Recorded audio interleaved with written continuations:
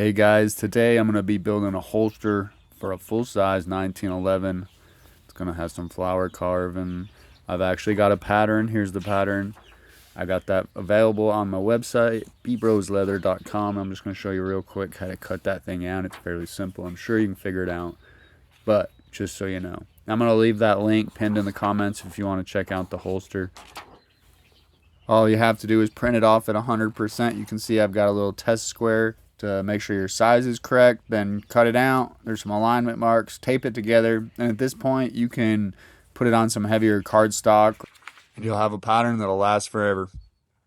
So I appreciate y'all watching. At this point, I think I'm just going to be quiet, let y'all watch the video.